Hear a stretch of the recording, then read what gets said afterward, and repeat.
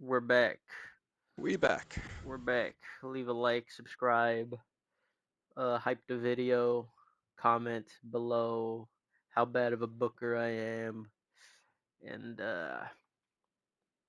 let's just jump into it. Leave wait, hold on. One more. Leave type out no copy and pasting. Type out all of Kendrick Lamar's To Pimp a Butterfly. Alright, let's start the show. Uh, we open the show with CM Punk coming out. Him and Heyman are in the middle of the ring. Punk grabs a mic and says, "All right, I've had enough. This has to end. Roman, you immature douchebag, this is it. I'm done with this. Come on out here so we can settle this like men once and for all." Roman's music hits. He comes out with Mox by his side. "You are a funny man, Punk. This isn't your show. This is my show. I make the matches around here, and I didn't make this one. So if you want a match tonight, then we can. If you want a match tonight, then we can run back last week and see what happened to, and see what would happen if that little brat Carmelo didn't get involved. Oh, believe you me, Roman, that when I'm done with kicking you, when I'm done with you, I'm kicking his ass too. Shit, I can't fucking read today. But I can't get to him until you're done being a coward and you face me in this ring one on one. No, we work on my time. I'll see you soon, punk. Just remember to sleep with one eye open." Roman and Mox leave. Then we get a women's tag team number one contenders match here. Lola and Stephanie pick up the victory. They will head to Fastlane for a match against the women's tag team champions. We then get a Rhea Ripley video promo package saying that this is it. At Fastlane, in the Iron Survivor match, she's not only going to get her revenge on Julia, but she's also going to come out on top and win the whole thing. And then, and when she does, she's coming back for the title that Roxanne stole from her. We cut to JD and Shin backstage. JD tells Shin, "Listen, I'm still sorry for being such an asshole. It wasn't right of me to do what I did and just turn my back on you guys. It's okay, man. You were only doing what you thought was right." "But it wasn't right, Shin, and that's what's so bad about it." "Well, then let's focus on making it right. How about me and you next week take on Redragon? Let's knock them down a peg. What do you say? You think we could take them on? They're pretty tough." "Yes, so are we, man. Don't undersend sell yourself. You pinned Roman Reigns. Or did you forget? You're right. Let's go speak to Eric about making this official." The segment ends. We then cut to the Undisputed Era. They are in the locker room when Cole says, "Okay, this is it, boys, the final stretch. This is going to determine it all. We're close to our goals, and we have never had so much pressure on us. There's so many people trying to get us. Finn, Randy, Shin, JD, and that's just the people we made it personal with. But this is it. We're almost there. WrestleMania. I need to walk out of Fastlane as champion. We need to walk out of WrestleMania as champions. And then from there, I can win Money in the Bank, and then cash in on whoever is SmackDown champion at the time. And when Roddy comes back, he's getting that IC title back. This is it. It all starts now." And we get the second match of the evening. Toward the end of the match, both women are tired. Becky looks like she's going for a manhandle slam, but she can't get Nia up. Nia headbutts her. Nia powers her into the corner and knocks her down. She goes for an annihilator. She hits it. She's not done. She goes for it one more time. She hits it again.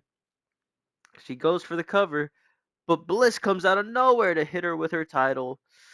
Bliss starts beating down both women and we end the segment with her standing tall over both of them. So I guess Nia wins via DQ. Backstage, we see Randy Orton giving an interview with Kathy Kelly. He says, "This is it, In a few weeks, I will be known as the only 17-time world champion of all time. Whatever the fuck that means. Adam Cole has proven that he's too weak to do anything about it. He won't be able to stop me. No one will. I'm going to cement my name in history, and this is the best part of it all, Kathy. After I win that title, I'm going to defend it at WrestleMania. And once I do that successfully, I'm going to retire. I'm going to retire as the last real champion. As soon as Randy is done, we hear a commotion going on backstage. The camera turns and we see Punk fighting both Roman and Mox. He's getting beat up badly when a rogue Carmelo Hayes jumps in on the action and starts beating down on Roman. Mox tries to help him, but Punk fights him off. Roman and Mox retreat. Melo looks at them run off. He turns around when Punk picks him up and hits him with a GTS. Punk spits on him and then leaves. We then get a video promo package for Julia where she says at Fastlane she's going to come out on top. Roxanne has hid from her for far too long, and this is the end of the line for her. And as for Rhea, she won't be an issue for her. She's gotten the best. She's bested her in all their bouts so far, and this is just going to be another one in the win column for her. Then we get Imperium versus Rey Mysterio and Dragon Lee. Imperium win. Mello is now seen walking backstage. He's hurt and holding up an ice pack to his head. He's going back to his locker room when he runs into Finn and says, and Finn says, "Man, what the hell was that? You can't be picking fights with people like that. You never know who's gonna hold a grudge. It could come back to bite you in the ass later." Finn, I love you, buddy, but this isn't any of your business.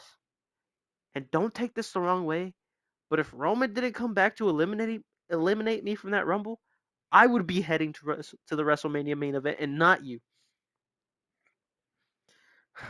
Well, look, I fought off Mox more than enough times in my career. If you need any help, just let me know. I can take care of him if he's causing you any trouble. Alright, I'll let you know, Finn. Mello starts walking off. When from out of frame, Roman flies in and hits him with a Superman punch. Mello goes down and is beaten down by Roman and Mox. They then leave after beating him down for a while. Roman yells at him, "Stay out of my business!" And then the segment ends.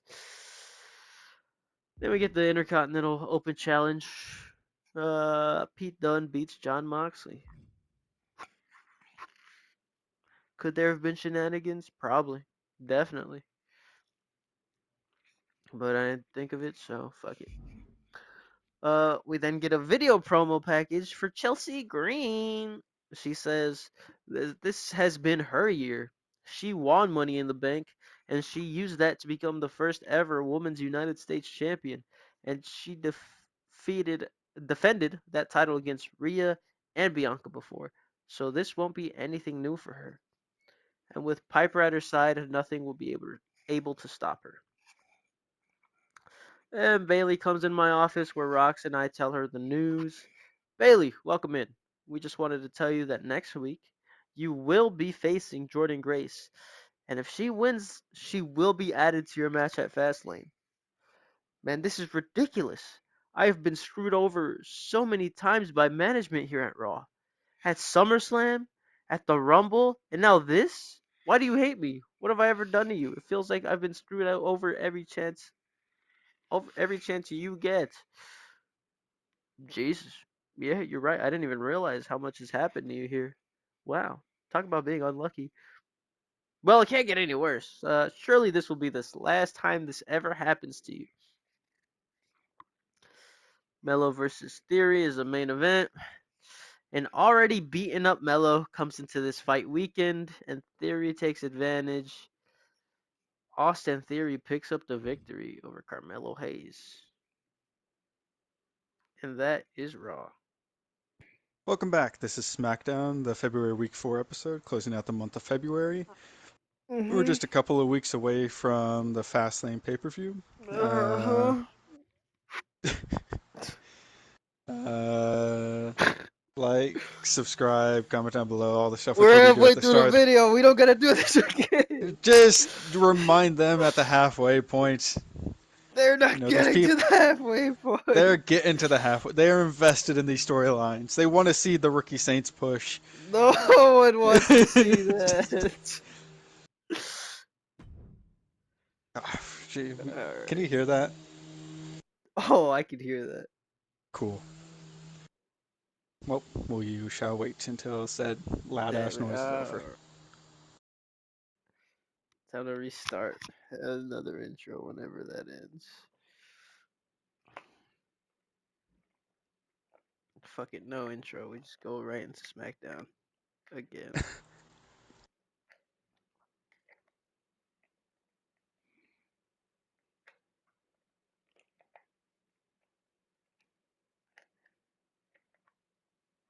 Waiting, just waiting. This is the new construction. Yes, it's my fucking sister vacuuming the living room. It's not gonna be a 10-hour day, no.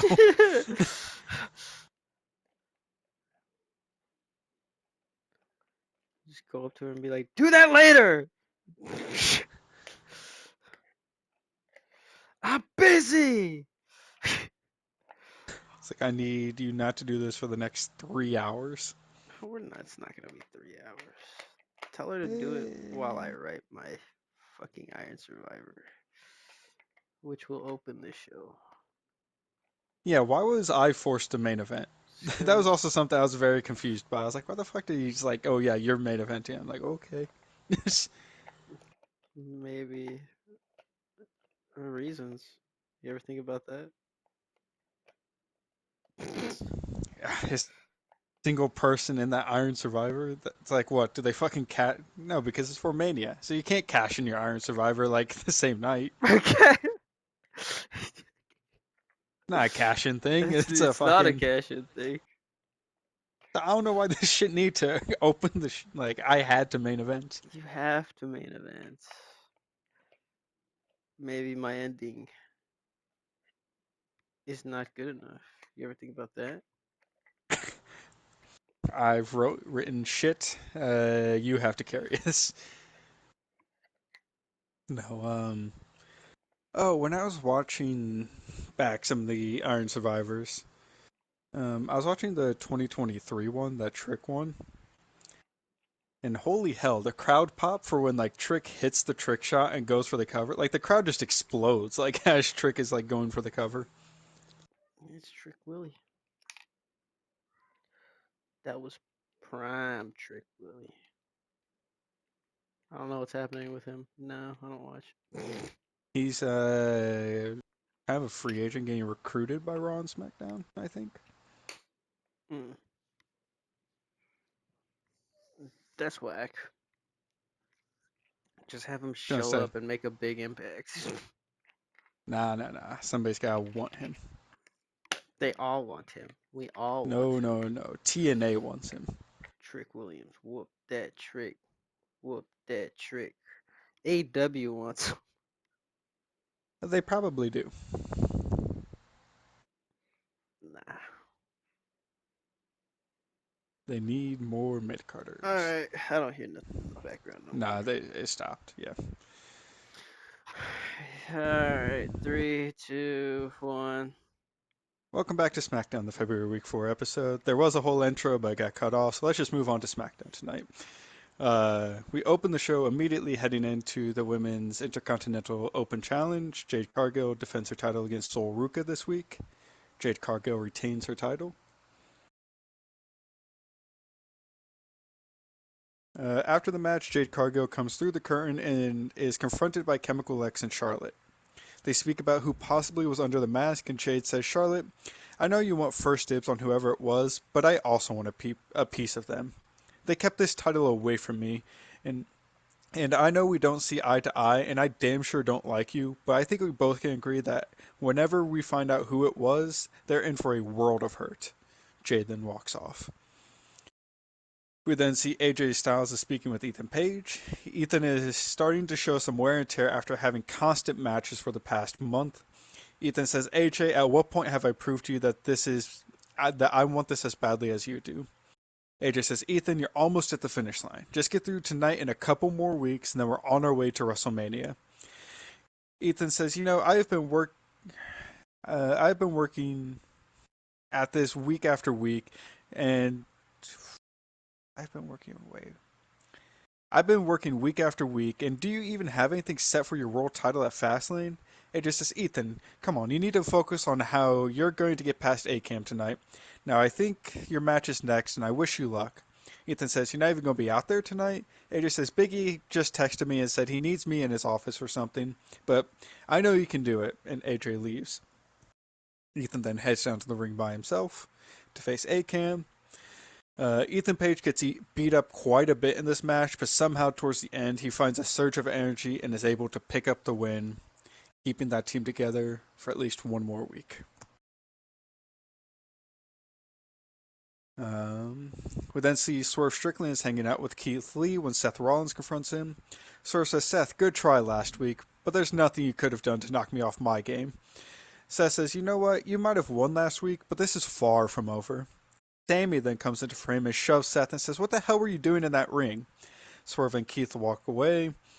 Seth says, it wasn't about you, Sammy. Swerve had it coming. Sammy said, maybe, but because of you, I now have to find a new way to make it to WrestleMania. Seth says, Sammy, that is not my problem. My problems are with Swerve and goes to walk away when Sammy stops him in his tracks. Sammy says, you may not think of me as a problem, but we'll see who you have a problem with next week because I'm going to Big E and I'm getting a match against you. Sammy then storms off and Seth is left confused. Cameras then cut over to Team Bad and Liv and Raquel, AJ Lee, and Cora all arguing.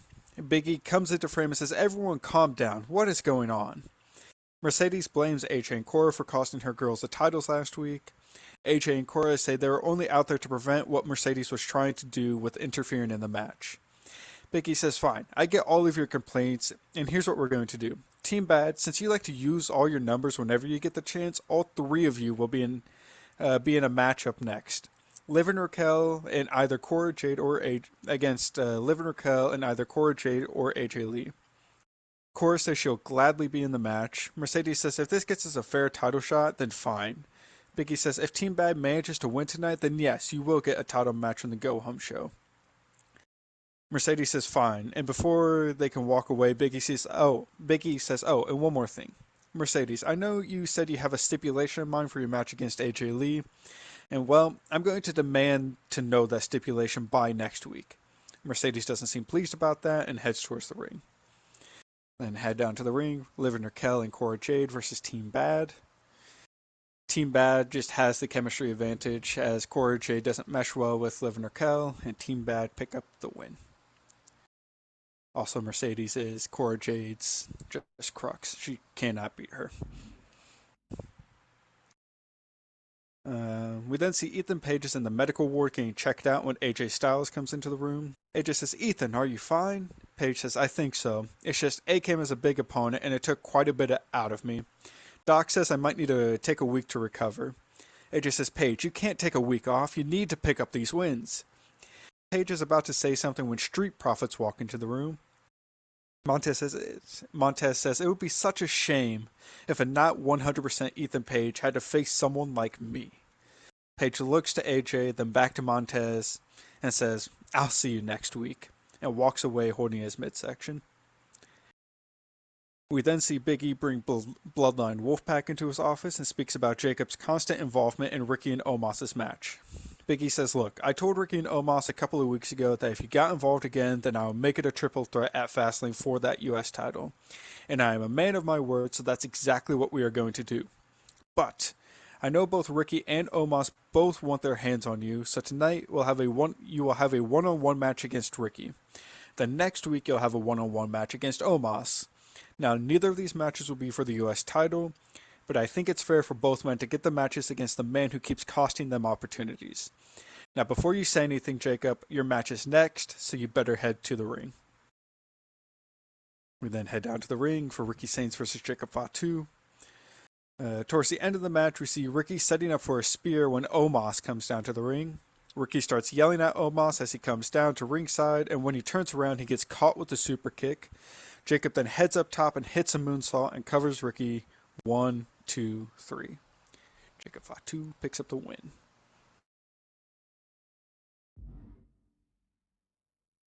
We then see Asuka trying to gain favor again with Kairi Sane when cameras cut to Io and Dakota watching. Dakota says, there isn't a day I don't wish we were all a group once again. Io then looks at Dakota and says, but it's your fault, right? Dakota sighs and says, I know. I just wish there was some way that I could undo what I did. Io says, if you want to try to make it up to me, then maybe just lay down out there and let me get into that Iron Survivor. Dakota seems confused by this and says, Io, I may want things to be better, but it doesn't mean I'm going to sacrifice my own career to advance yours. Io says, well, then you better bring your A game because I know where I belong, and beating you to get there would be a cherry on top. Io then flashes a smile and heads to the ring. We then move into the main event of tonight, Io Sky versus Dakota Kai versus Zarya. This is the last woman's spot in the Iron Survivor qualifiers. Towards the end of the match, we see Zarya hit a huge haymaker on Dakota. Zarya hunches over in exhaustion, and Dakota bounces off the ropes and has a surge of energy and hits Zarya with a chiropractor. Dakota lays on top of Zarya for the cover. 1, 2. Io then lands on top of them with an over the moonsault. Io then rolls Dakota out of the way and covers Zarya. 1, 2, 3. Io earns that last spot into the Iron Survivor women's match. And that is SmackDown.